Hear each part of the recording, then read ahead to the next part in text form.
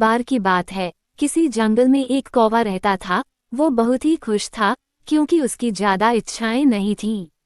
वो अपनी जिंदगी से संतुष्ट था, लेकिन एक बार उसने जंगल में किसी हंस को देख लिया और उसे देखते ही सोचने लगा कि ये प्राणी कितना सुंदर है। ऐसा प्राणी तो मैंने पहले कभी नहीं देखा।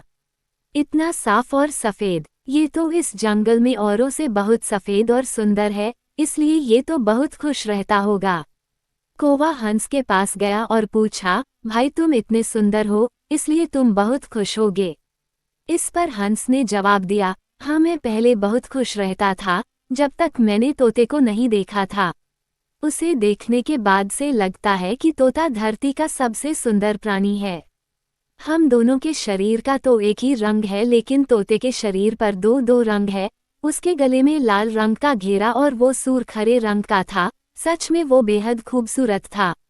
अब कौवे ने सोचा कि हंस तो तोते को सबसे सुंदर बता रहा है, तो फिर उसे देखना होगा। कौवा तोते के पास गया और पूछा, भाई तुम दो दो रंग पाकर बड़े खुश होगे। इस पर तोते ने कहा, हाँ मैं तब तक खुश था जब तक मैंने मोर को नहीं देखा था।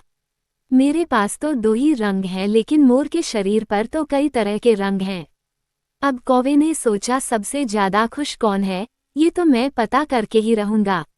इसलिए अब मोर से मिलना ही पड़ेगा। कौवे ने मोर को जंगल में ढूंढा, लेकिन उसे पूरे जंगल में एक भी मोर नहीं मिला और मोर को ढूंढते ढूंढते वह चिड़ियाघर में पहुंच गया तो देखा मोर को देखने बहुत से लोग आए हुए हैं और उसके आसपास अच्छी खासी भीड़ है।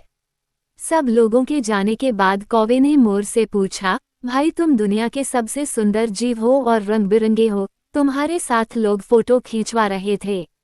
तुम्हें तो बहुत अच्छा लगता होगा और तुम तो दुनिया के सबसे खुश जीव होगे। इस पर मोर ने दुखी होते हुए कहा, भाई अगर सुंदर हूं तो भी क्या फर्क पड़ता है।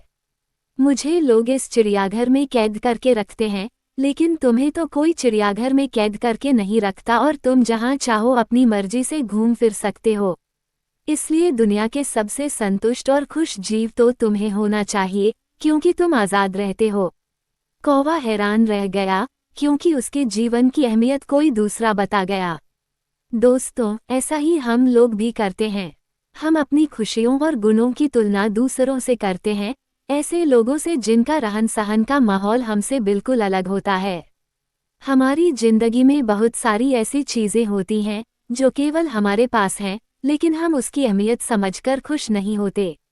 लेकिन दूसरों की छोटी खुशी भी हमें बड़ी लगती है, जबकि हम अपनी बड़ी खुशियों को इग्नोर कर देते हैं।